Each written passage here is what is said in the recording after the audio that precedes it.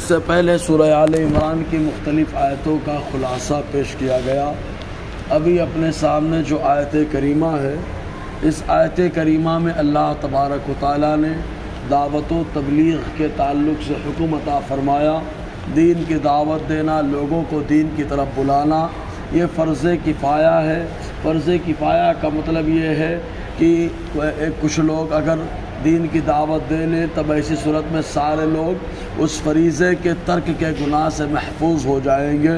تو اللہ تبارک و تعالیٰ خود ارشاد فرماتا ہے وَلْتَكُن مِّنكُمْ أُمَّةٌ يَدْعُونَ إِلَى الْخَيْرِ وَيَأْمُرُونَ بِالْمَعْرُوفِ وَيَنْهَوْنَ عَنِ الْمُنكَرِ وَأُولَٰئِكَ هُمُ الْمُفْلِحُونَ۔ اللہ تعالیٰ فرماتا ہے اور چاہیے کہ تم میں سے ایک گروہ ایسا ہو جو لوگوں کو بھلائی کی دعوت دے اور لوگوں کو اچھائی کا حکم دے اور برائی سے روکے، یعنی ایسا گروہ ہمیشہ ہونا چاہیے جو لوگوں کو برائیوں سے روکتا رہے اور اچھائیوں کی دعوت دیتا رہے۔ چنانچہ اللہ تبارک و تعالیٰ نے اس امت کی خصوصیات کا جو ذکر فرمایا تو ان میں اللہ تعالیٰ نے ارشاد فرمایا کنتم خیر امہ، تم بہترین امت ہو، جتنی بھی امتیں گزری ان میں سب سے بہتر ہو۔ کیوں؟ اخرجت للناس، لوگوں کے سامنے تمہارے ظاہر کرنے کا مقصد یہ ہے کہ تأمرون بالمعروف وتنہون عن المنکر، کہ تم بھلائی کا حکم دو اور برائی سے روکو۔ اور دونوں کے اندر اللہ تعالیٰ نے کمال کی خوبی رکھی ہے کہ اگر آدمی بھلائی کا حکم دیتا ہے تو حضور نے فرمایا اللہ تعالیٰ اس کو صدقے کا ثواب عطا فرماتا ہے، اور اگر برائی سے روکتا ہے تو بھی اللہ تعالیٰ صدقے کا ثواب عطا فرماتا ہے۔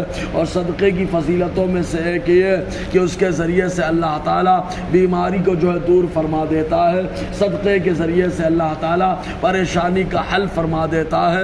تو اچھائی کا حکم دینا، برائی کو روکنا، یہ بھی ایک طریقے کا صدقہ حضور صلی اللہ علیہ وسلم نے بیان فرمایا۔ اور یہ امت جو حضور صلی اللہ علیہ وسلم کی ہے، یہ ہمیشہ دعوت و تبلیغ اور لوگوں کو بھلائی کی دعوت دینے کی وجہ سے ترقی کرتی رہی۔ یہی وجہ ہے کہ حضور صلی اللہ علیہ وسلم کے زمانے میں آقا علیہ السلام کا خود طریقہ کار یہ ہوتا کہ آپ نے جب نبوت کا اعلان فرمایا تو حضور صلی اللہ علیہ وسلم لوگوں کو جا کے دین کے بارے میں بتاتے، یہاں تک کہ پورے مکہ والے مخالف ہو گئے۔ اور جب مکہ والے مخالفت پہ اتارو ہو گئے تو حضور صلی اللہ علیہ وسلم باہر سے جو لوگ آتے ان لوگوں کو جا کر کے دعوت دیتے، حج کے ایام میں ان لوگوں کے پاس جاتے، اور اگر کوئی تجارت کرنے کی غرض سے آتا تو اس کے پاس بھی جا کر کے دین کی دعوت دیتے۔ یہی وجہ ہے کہ دین باہر کافی تیزی میں پھیلنے لگا، کوئی الگ الگ مقامات سے لوگ اسلام کو قبول کرنے لگے۔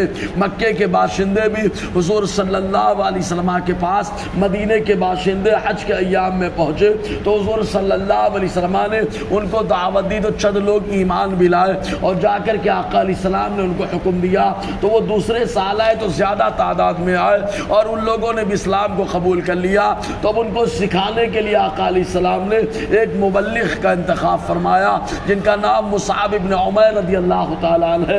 انہیں مبلغ مدینہ کہا جاتا ہے، اور یہ جا کر کے مدینے کے ماحول میں ایک دم تبدیلی لے کر کے آ گئے۔ تو اس طریقے سے حضور صلی اللہ علیہ وسلم صحابہ کرام کی جماعت کو الگ الگ مقامات پر ضرورت کے اعتبار سے دین کی دعوت اور تبلیغ کرنے کے لیے بھیجا کرتے تھے۔